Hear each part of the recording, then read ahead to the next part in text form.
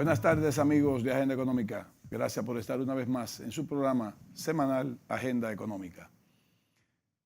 El gobernador del Banco Central, en una rueda de prensa acostumbrada para rendir en cierta manera el reporte económico trimestral, como es costumbre, reitero, de la gobernación, nos da, si se quiere, buenos números, muy optimistas, que llenan de esperanzas a los dominicanos en el sentido de que, si se quiere, había un poco de escepticismo con un año 2017 que terminó en 4.6, que todos, incluyendo el FMI, entienden que el país tendrá un crecimiento que no llegará, que no pasará del 5.5.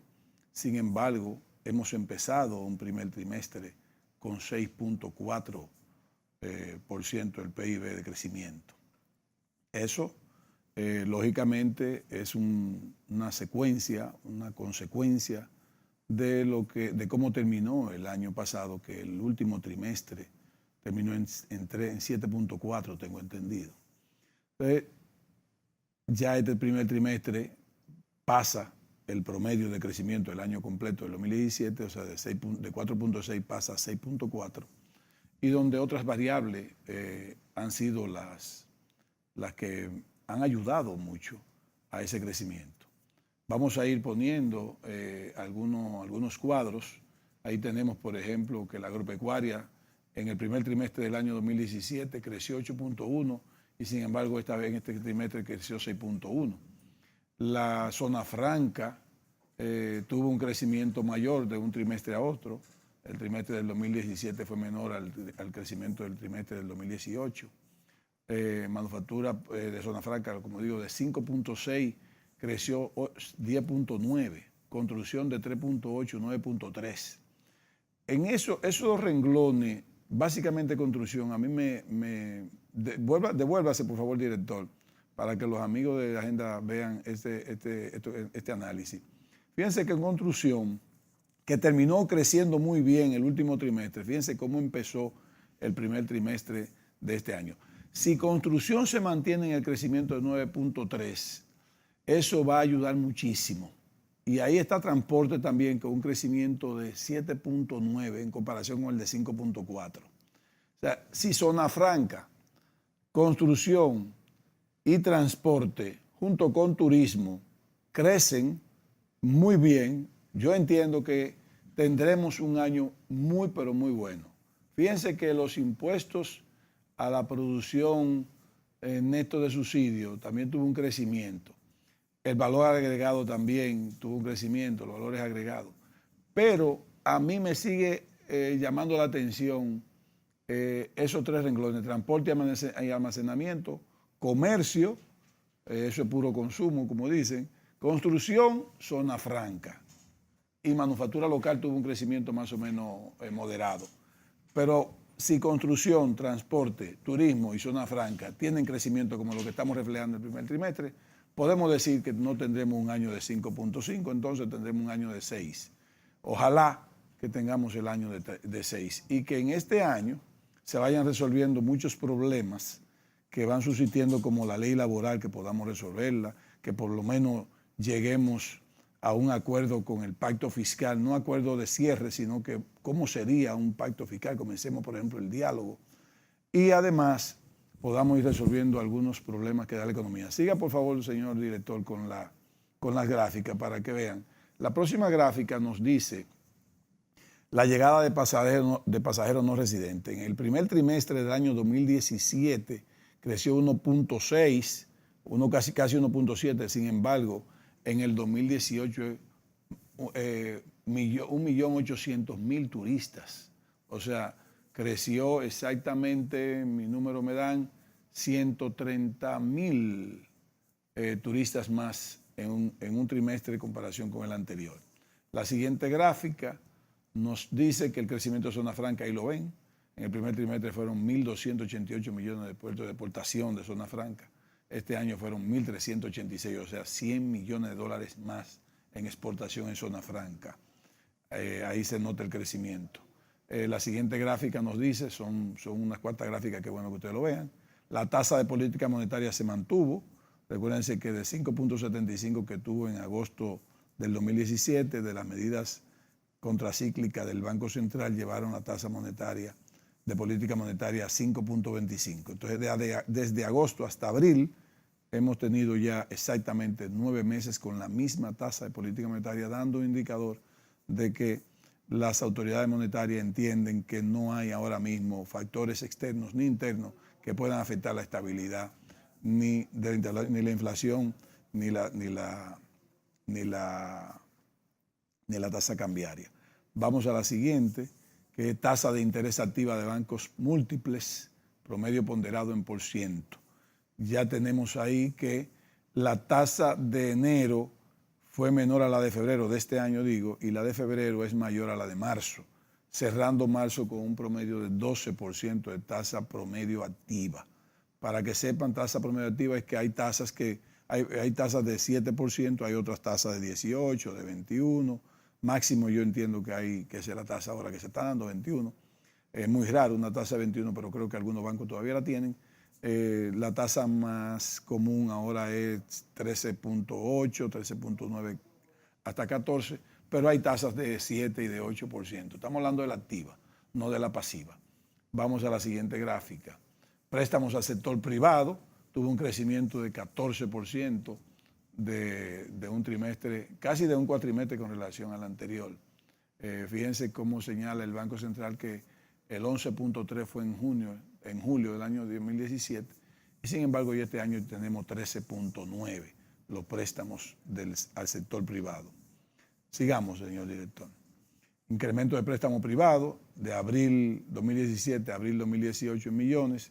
Fíjense que el total fueron 97.200 millones de pesos. El total en esas actividades. Ahí está educación, salud, agropecuaria. O sea, está muy interesante todo este comportamiento de la economía en el primer trimestre del año 2018. Sigamos, señor director. Billetes y monedas emitidos. Ahí tenemos que entre enero, febrero, marzo, abril, 16.3%. Prácticamente ese es el promedio. 16.3%. Muy interesante porque eso significa que el medio circulante se mantiene en crecimiento con relación a lo anterior. Sin embargo, aun cuando hay un crecimiento del medio circulante, no hay una inflación.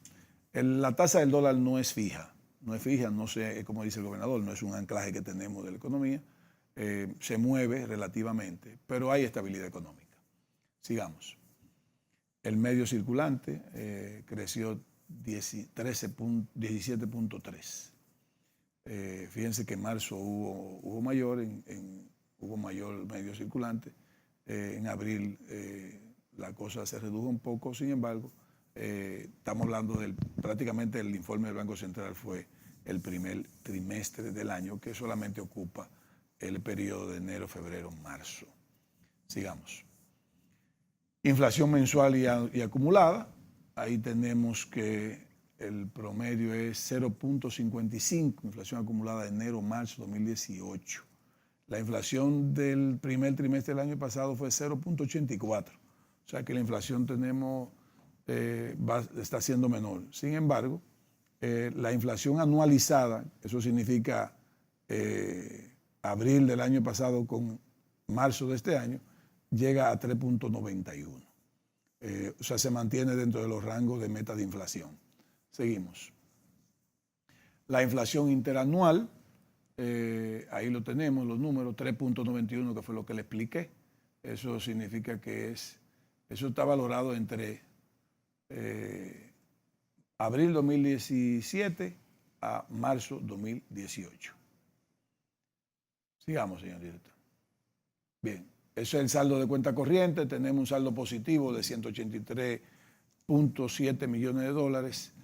Fíjense que en el 2018 ese saldo fue positivo también de 410.9, 410, casi 411 millones de dólares. Ustedes dirán, bueno, pero es menor. Sí, es menor. Recuérdense que nosotros teníamos, en el 2017 teníamos menos importaciones de petróleo, menos emisiones, menos egreso de divisa por la compra de petróleo este año.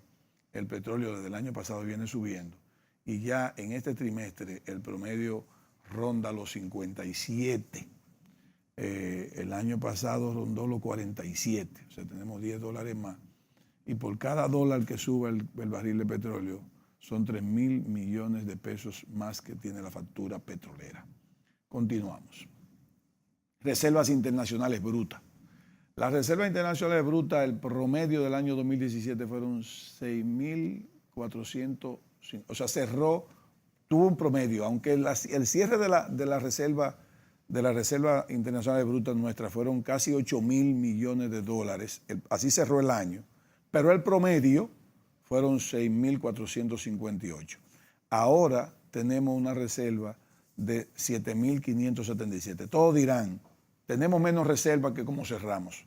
Recuérdense que las reservas, el banco las usa también para poder administrar la inflación y para poder administrar la tasa de cambio, porque con eso, si se quiere, anula los efectos especulativos que puede tener la economía dominicana en sus momentos.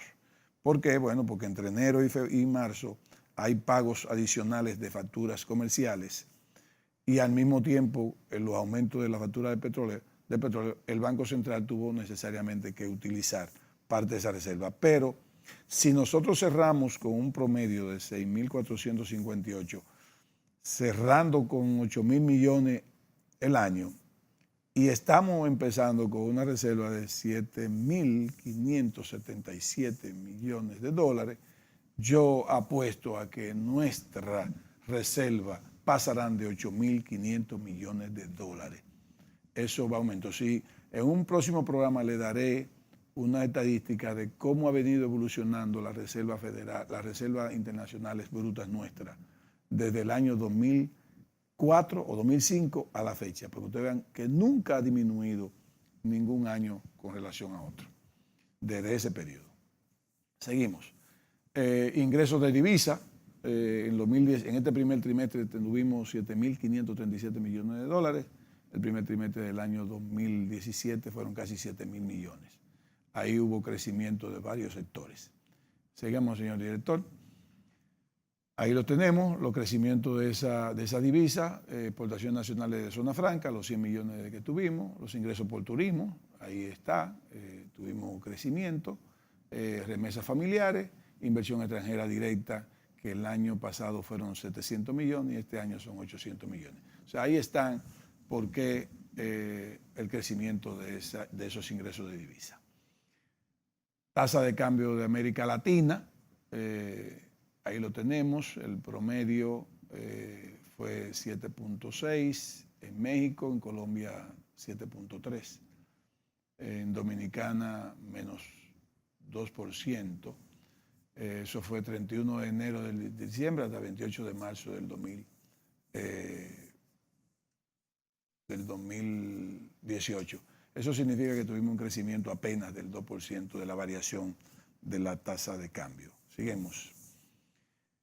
Indicadores del sistema financiero, morosidad, solvencia, ROE, o sea, esos son los indicadores financieros que le van dando al dominicano y a los agentes inversionistas la tranquilidad en el sistema financiero de la República Dominicana.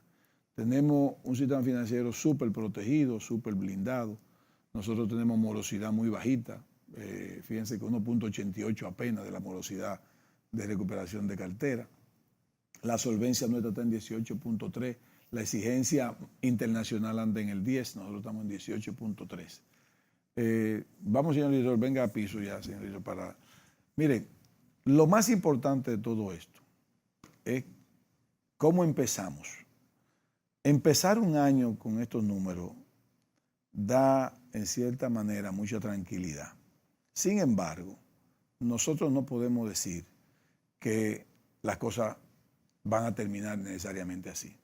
Seguimos con muchas amenazas.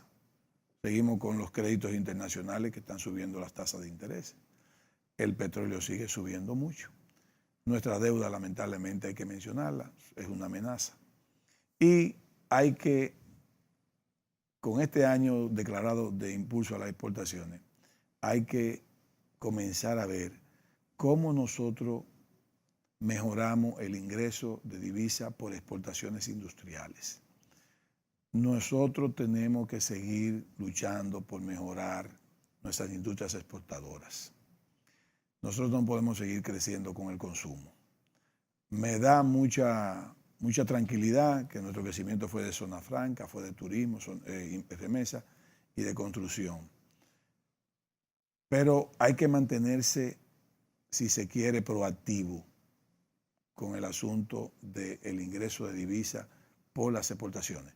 Nuestras exportaciones siguen prácticamente estancadas. Estamos hablando de exportaciones de productos tradicionales y de productos industriales. Eso es una amenaza para nosotros. Si nosotros tenemos ciclones, que Dios nos libre, si el petróleo se desata y se pone en $80 por barril, si se nos trancan algunos flujos de divisas y nuestras exportaciones no arrancan, el año no podría necesariamente terminar bien. Vamos a ser optimistas, vamos a entender que sí, pero si no ponemos las medidas correctas en términos de impulsar las industrias exportadoras, nosotros por más que querramos no vamos a pasar de un año que el crecimiento no va a ser tanto como como nos indica el primer trimestre. Yo creo que el sector privado, el sector público, que veo que sí, que competitividad está trabajando mucho, pero hay que salir del papel. Hay que ir del papel a la acción. Obligatoriamente hay que ir del papel a la acción. Nos está faltando un poco esa parte proactiva. Señores dominicanos, todos los agentes económicos, vamos a pasar del papel a la acción. No nos corten, quédese con nosotros.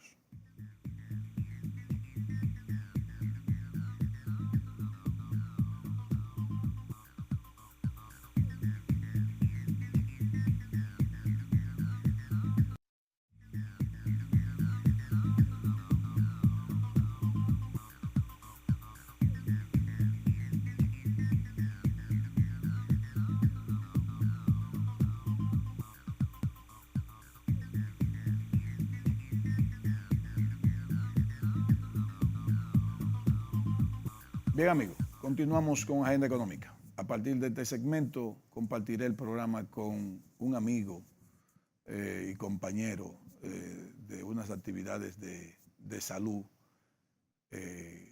Nos conocimos en el gimnasio y Romeo del Valle y yo ya tenemos una gran amistad. Compartiré con él, con Romeo del Valle, abogado, presidente del Buffet del Valle y abogados, como dicen. Él es especialista, él es un abogado constitucionalista, especialista en derecho comercial y en justicia, en derecho judicial. Romeo, buenas tardes. Buenas tardes, Ezequiel, ¿cómo estás? Gracias por estar con nosotros en este programa. No, gracias a ti por darnos la oportunidad de compartir, sí. Y como tú bien hiciste el intro, somos amigos de una actividad de salud. Quise invitarte, Romeo, porque como hablamos mucho dentro de las pausas que hacemos en esas actividades físicas de gimnasio, veo que tú tienes conocimiento del tema comercial y ahora que tenemos ahora con una nueva relación con China y además tenemos una situación con una inquietud de la parte europea donde entienden que hay cuatro o cinco temas que son diríamos, obstáculos para que los inversionistas europeos se sientan atraídos para invertir en la República Dominicana. Igualmente, quiero hablar contigo de la Ley 155/17. Pues vamos a ver en estos dos segmentos que nos quedan qué tanto podemos hacer. Vamos a empezar con la Ley de lavado de activos.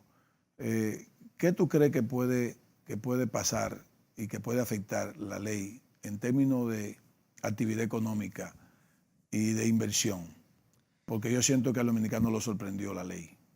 La ley de lavado de activos 155-17 de septiembre del año pasado, 2017, es una continuación, una ampliación de la ley 76-02 del año 2002. Es una ley con una gama mayor, más amplia, de todos los segmentos comerciales regulados y no regulados. Esta ley trae por novedad que trae ahora en los sujetos obligados. Sujeto obligado lo definía la misma ley como todas las personas que estaban en el comercio, ya sea una persona de factory, una persona de entidad bancaria. Ahora lo ha puesto a los sujetos obligados de cumplir la ley a personas, a profesionales liberales, lamentablemente a los abogados. Digo lamentablemente porque esta ley es bastante severa en su aplicación y en lo que abarca el espectro. ¿Has tenido que pagar más impuestos tú a partir de ahora? No solamente yo, todo el mundo ha tenido que pagar más impuestos por esa ley. ¿Por qué hace la ley? La ley, como le estaba explicando, al ser una persona sujeto obligado, esa persona que es sujeto obligado en cada institución, ya sea un profesional liberal o un profesional que esté en una empresa, tiene que hacer una debida diligencia al cliente. La debida diligencia al cliente es saber las operaciones del cliente intrínsecamente. Si una operación es peligrosa, inmediatamente reportarla. Entonces, ya las personas, ya físicas como morales, tienen que tener esa persona que haga la diligencia, ese oficial de cumplimiento, que le reporte ya sea a la unidad de análisis financiero, la UAF, que es una modalidad, que es una unidad, valga la redundancia, creada no en esta ley, en la ley 76-02, pero fortificada en esta ley 155-17. Pero, Romeo, escúchame que te interrumpa, porque me gusta como ir a un poco de debate. Esa ley, como te dije yo, para mí, si se quiere, sorprendió al dominicano, porque esta es una ley muy fuerte. Sumamente. Muy fuerte, que hay que hacerla. Yo estoy totalmente de acuerdo, porque la gente puede malinterpretarme a mí, que yo no estoy de acuerdo. Pero yo entiendo que esa ley tenía que tener dos cosas. Primero, un tiempo previo de educación, de aviso de que esa ley, cómo era la ley, qué iba a pasar con la ley, para que los agentes económicos se prepararan y los dominicanos mismos, consumidores y agentes inversionistas y agente económico completo. Y además que viniera acompañado de un tiempo, o sea, de una amnistía fiscal. Yo no estoy hablando de una amnistía fiscal donde todo el que evadió salga salvado, ni que todo el que se hizo rico por ilícitos salga salvado. Ahora, a partir de que la evasión es un ilícito y que la ley lo va a condenar y lo va a tener, de cierta manera, a criminalizarlo, por así decirlo, yo entendía, o entiendo todavía, que debió venir una amnistía fiscal con algunas excepciones. Tú me dices tu riqueza, si tú no me justificas que vino de un comercio que simplemente no me quisiste pagar impuestos, yo te voy a dar toda la ventaja para que tú ya declares toda tu riqueza, me pagas un mínimo, o un mínimo, por decir un mínimo, y ya con eso ya te lo voy a certificar tu riqueza. Ahora, si tú no me justificas que fue una riqueza que vino de un comercio lícito, que vino de narcotráfico, de lo que tú quieras, esa no te la puedo perdonar. Si no mejor ni me la digas porque no te la perdono. Ahora, si no me la dices tampoco, si no me dices esa, yo lamentablemente te voy a atacar por una justificación de riqueza que está en la misma ley, la ley misma. Enriquecimiento injustificado. Correcto, así se llama. Entonces, yo digo que debe ser. ¿Qué tú crees sobre eso? Porque a mí me han dicho que no, que eso es inmoral, que cómo no es posible, pero para mí la amnistía fiscal debe llegar finalmente, porque no, hay un tranque, hay mucho dinero en la mano del dominicano efectivo que no sabe cómo no salir de él. Lamentablemente es así. Mire, el tema de la amnistía, como usted bien lo señala, la gente lo malinterpreta, porque amnistía no es premiar lo mal hecho, sino encarrilar o dar un toque de legalidad a ciertas actividades que no son ilícitas, porque como usted bien señala, o sea, lo que es ilícito, lo que viene del terrorismo, del narcotráfico, eso tiene... Trata de blanca. Trata de blanca. Eso tiene una infracción a la ley que el cual se debe pagar. Eso estamos totalmente claros. Pero una declaración de impuestos, unos negocios no declarados, yo entiendo que sí, que esa situación ya se debe ir a la institución correspondiente, el DGI o la institución que sea, Superintendencia de Valores, y buscar la manera de decir, mira, yo tengo esto irregular y perfectamente buscar un toque de legalidad. Claro, siempre y cuando no infrinja la ley. Pero hay un tema que usted dice, bueno, pero que fue de sorpresa. No fue de sorpresa. Pues como bien había dicho anteriormente, la ley 76-02 era lavado de activos proveniente del narcotráfico. La ley 55-17 es de lavado de activos y actividades terroristas. Ya teníamos un preámbulo, ya teníamos un cimiento de las actividades que el lavado de activos estaban penadas. Déjame decirte algo, Romeo, no sé si tú estás al tanto, pero ya las autoridades las autoridades competentes, para no mencionar una institución específica, ya están trancando y bloqueando cuentas bancarias en República Dominicana para que los dueños de esas cuentas justifiquen de dónde llegan esos ingresos. Claro, y eso no es fortuito. Y eso está en la ley. Eso no es fortuito, por eso está creada la unidad de análisis financiero, la UAF, la unidad de análisis financiero, la UAF, que se creó en la ley 76-02 en el 2002, artículo 57. Su trabajo es ese, hacer un análisis financiero de todas las cuentas de los sujetos sospechosos. Es una unidad adscrita al Ministerio de Hacienda, pero para reportarle inmediatamente al Ministerio Público cualquier actividad ilícita o sospechosa, digamos que es sospechosa. Entonces, en esa unidad de análisis financiero, UAF, cuando ven una actividad ilícita, sospechosa, que no concuerdan con la realidad, tiene todo el derecho de tomar las medidas cautelares necesarias, como de hecho se están haciendo. ¿Y eso qué beneficia eso? Eso da una transparencia en los negocios. Eso hace que las personas que tienen una larga data de un negocio, de una industria, de una empresa, pagando sus impuestos, puedan competir lícitamente y en buena lid con las personas físicas o morales que no tenían esa pulcritud en sus negocios. Y eso es lo que ha pasado, porque la ley de lavado de activos ha venido a ponerle una camisa de fuerza a todos esos negocios ilícitos, que todos sabemos que hay muchos, pero no lo vamos a mencionar ahora mismo, eso es punto de otro debate, sí, en el cual han impulsado a ciertos comercios a tener una bonanza injustificada. Entonces, esa ley le viene a poner coto a esta situación. Y no solamente la ley, porque la ley puede ser letra muerta, sino están los mecanismos creados para esa ley, para que esa ley se le dé cumplimiento. No solamente encerrando o poniéndole bloqueo a las cuentas.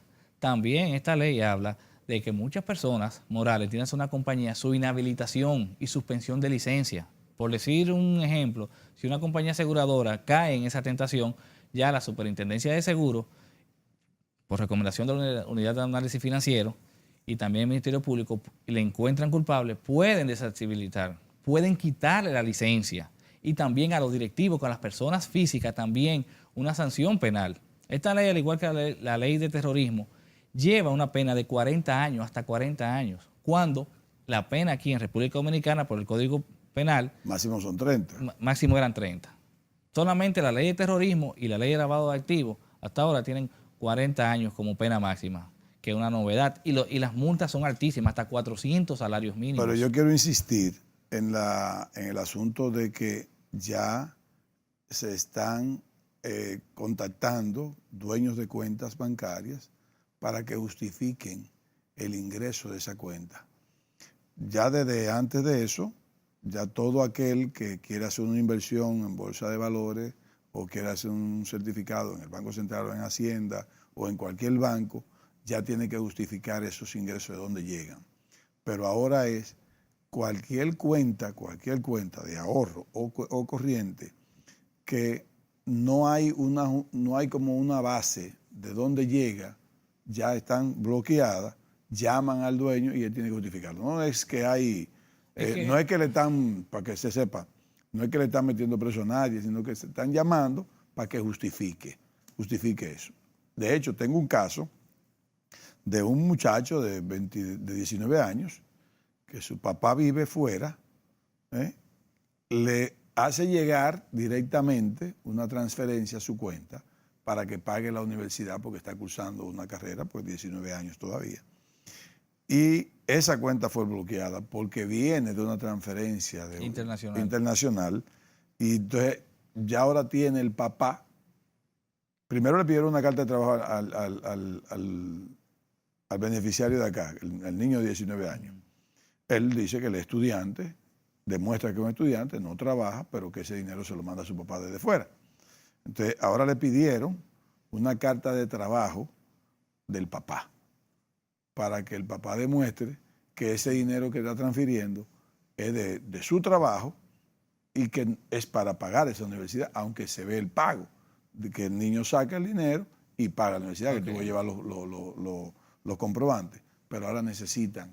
Eso estoy diciendo para que sepan los amigos de Agenda que esa ley no está jugando, esa ley va en serio y que se está cumpliendo y que el gobierno está cumpliendo con la ley 100%, porque si no lo hace, podríamos ser, si se quiere, hasta multados, penalizados por la comunidad internacional, que en este caso estamos adscritos a la parte de Latinoamérica. Sí, estamos adscritos al Grupo de Acción Financiera Internacional, GAFI.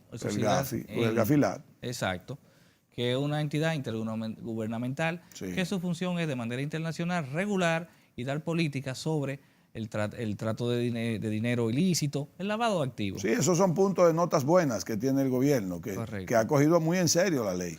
Pero porque la otra no, la 70... Era más reducida. La 7702. Su radio de acción era más reducida. No solo que era de acción era reducido, sino como que no le estaban haciendo tanto caso tampoco, como que era más light las penalidades, como se decía. Pero volviendo al tema del joven, usted dice que le hacían una transferencia internacional que era para sus estudios.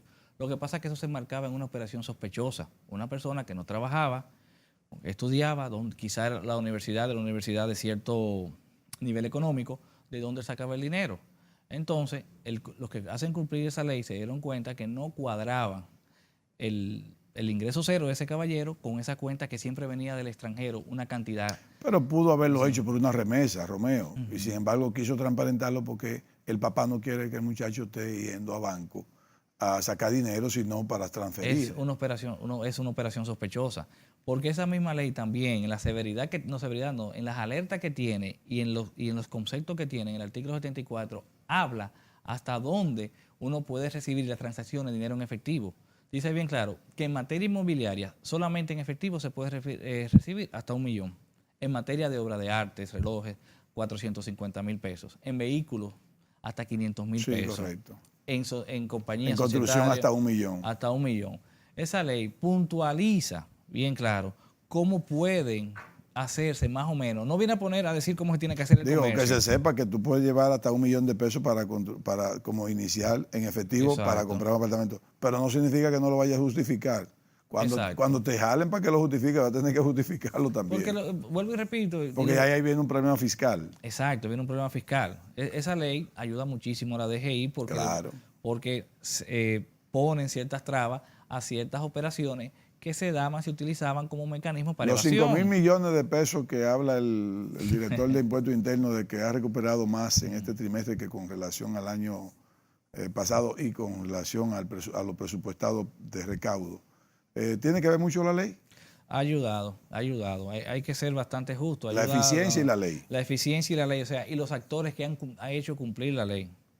¿Cuáles son esos? La Unidad de Análisis Financiero, la misma DGI, todas las instituciones que tienen que hacer la debida diligencia. Ahora mismo ha revolucionado la ley en una cosa muy, muy simple.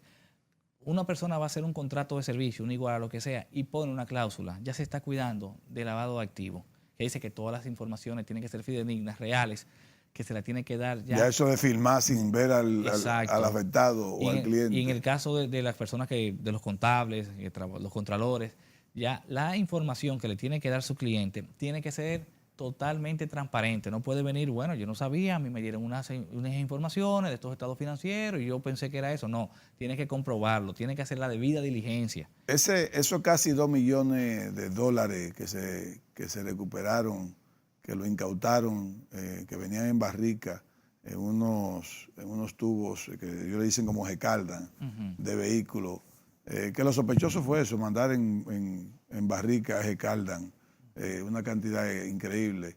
¿Qué le puede pasar a esa gente que ya están prácticamente agarrando ya tienen 2 personas agarradas y están buscando más? ¿Hasta dónde puede llegar la penalidad de ellos? ¿Hasta 40 años? Podría llegar hasta 40 años. Porque se sospecha que es para narcotráfico. Se sospecha. Pero veamos en el contexto esa operación. Esa operación, desde que se montó en un barco y tocó agua, fue ilícita. Entonces infringe muchas leyes. Sí.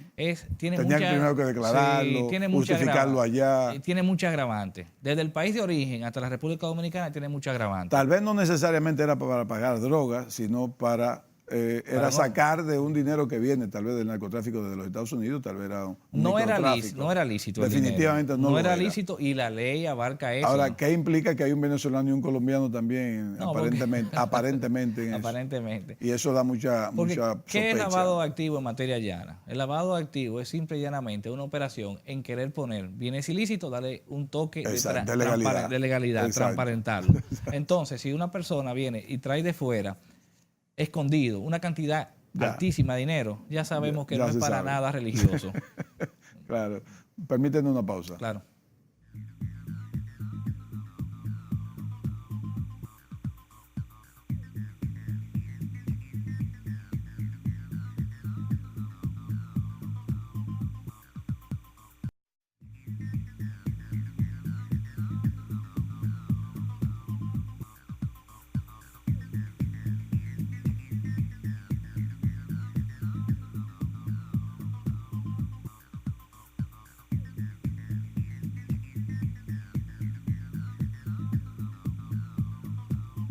Bien, continuamos con Romeo del Valle, presidente del Valle Abogados, BIFET.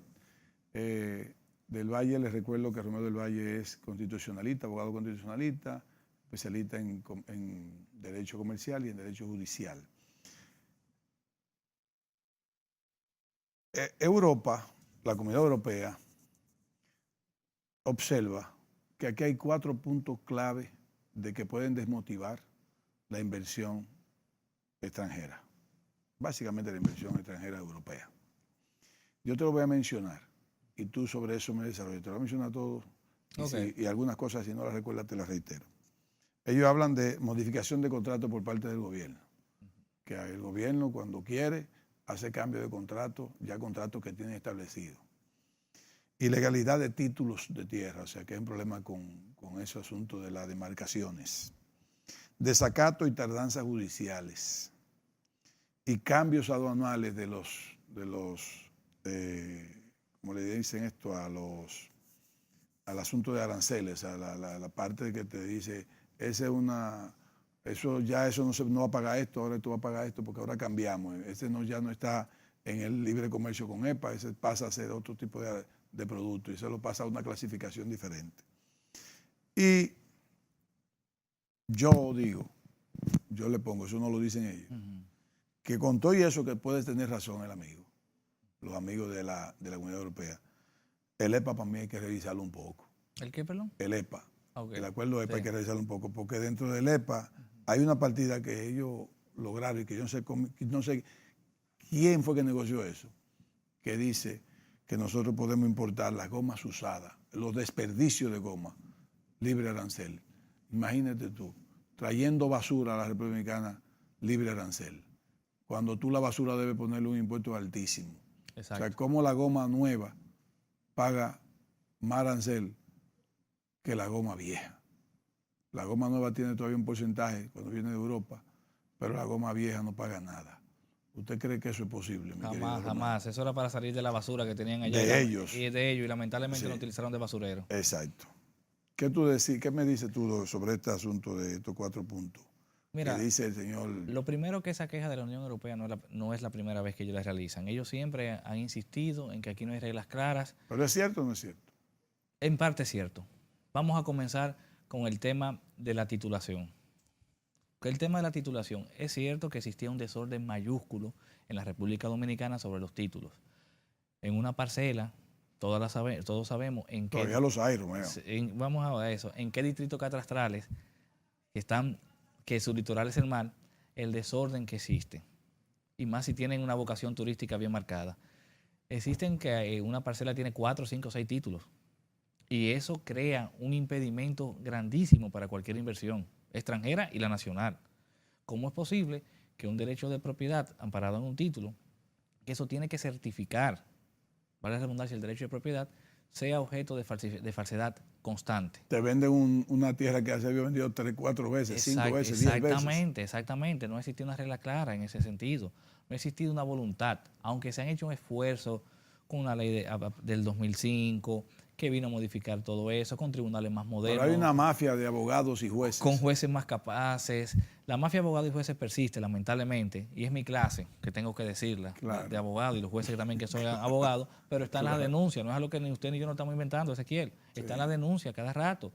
Y cuando una denuncia de esa llega a la televisión, explota y todo eso, y la víctima enseña la documentación, nos damos cuenta que hay una falla, y en esa falla no solamente hay abogados, también hay actores del sistema de justicia. Y eso es sumamente lamentable. Y ahí lleva razón la Unión Europea en ese aspecto. Lleva una razón que no podemos decir que no. Que se ha hecho un esfuerzo, sí, es indudable que se ha hecho un esfuerzo, ¿verdad? Incluso hasta mensura catastral, ahora hay nuevos procesos para ya hacer una mensura. No estamos modernizando, pero no se han acabado esas malas prácticas. Y también la permisividad del gobierno de las invasiones, los invasores, porque es parte del problema. Vienen a hacer un asentamiento, sacan unos títulos con una documentación totalmente falsa. Y ya con esos títulos crean un problema al verdadero propietario. Entonces ya un juez tiene que decidir. Entonces mire cómo viene ese engranaje que viene haciéndole un daño grandísimo a la inversión extranjera.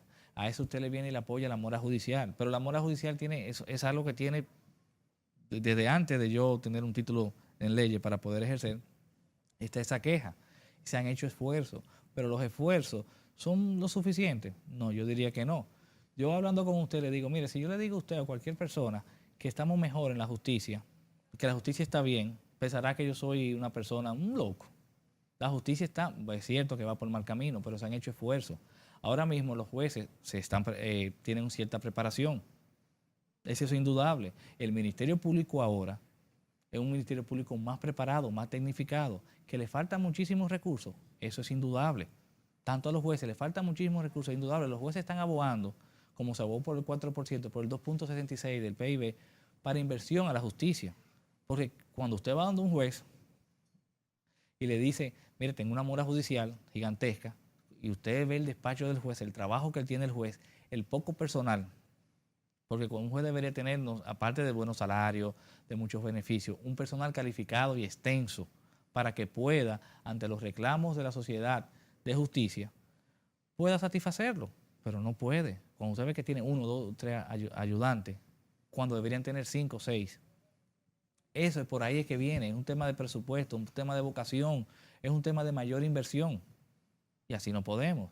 Hay algo inhumano que tiene la justicia dominicana en la provincia de Santo Domingo, que es el furgón. ¿Cómo es posible que la Oficina de Atención Permanente, donde cuando se sabe que una persona es aprendida, es apresada, tiene 48 horas el Ministerio Público o para no levantar cargo en su contra o traducirlo a la justicia, es allá la atención permanente, y la provincia de Santo Domingo, que es el distrito judicial mayor, está en un furgón dividido en 3, y una parte del salón de audiencia. O sea, esos jueces y esos fiscales que van allá a trabajar son titanes, trabajan con presupuestos reducidos. Y presupuesto no solamente dinero, también un juez y un fiscal no puede dictar sentencia e instruir un caso a menos de 1 metro del imputado o a menos de 1 metro del reclamante o víctima. Es muy vulnerable. Sumamente vulnerable. Y se han hablado de que se va a hacer un palacio de justicia en el mayor distrito judicial de la provincia de Santo Domingo, que va a estar asentado en los terrenos de lo que era la pintura dominicana, Pidoca, pero no se ha hecho nada. Y entonces los jueces, es cierto que hay mucha deficiencia, mucha carencia, estamos totalmente claros, pero ellos también están limitados. Eso es algo que al Estado le corresponde mejorar de manera inmediata, porque lamentablemente la República Dominicana, el sistema judicial dominicano, tiene problemas, tiene dificultades gigantescas, sumamente serias. Y no lo digo yo, que yo debería estar a favor de mi clase, sino la sociedad, cualquier persona que quiera acceder a la justicia es sumamente costoso, es sumamente con trabas, cuando debería ser de fácil acceso. Y en 2 minutos que nos quedan, los cambios de las partidas arancelarias, ¿es cierto? Porque yo no veo que sea tanto como para mencionarlo. Yo creo que fue muy dramático ahí. No, yo entiendo que... Igual que en los cambios de modificación de contrato. Lo dejé para último. Todos sabemos bien claro que los contratos, cuando se hacen de Estado a Estado, tienen primero una rigurosidad muy grande, grande y fundamental. Eso no se hace a lo loco, ni dura 15 días. Son muchas discusiones, muchas reuniones. Y las penalidades son bastante amplias. Lamentablemente, ¿qué debemos hacer nosotros como Estado? En todos los arbitrajes poner más atención para no sucumbir como siempre sucumbimos. Ese tema de decirme que los contratos los vivimos cambiando y todo eso es muy difícil. Eso yo no lo creo. Y en el tema arancelario, los aranceles en República Dominicana, como en todo en el área, eso se rige por un tema internacional. Sí, los cambios hay que hacerlos de acuerdo a esos mismos cambios internacionales.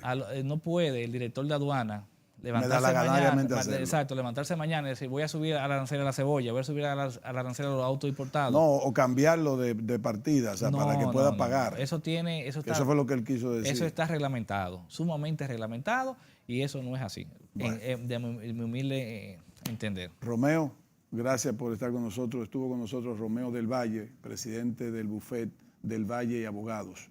Gracias por estar con nosotros, Romeo. Gracias. Te voy a decir Romeo, no Romeo del Valle. No, Romeo, como lo tratamos siempre. Esperamos que tú vuelvas en una próxima oportunidad. Así será. Muchas gracias. Gracias por permanecer con nosotros. Que Dios los bendiga. Hasta la próxima, amigos.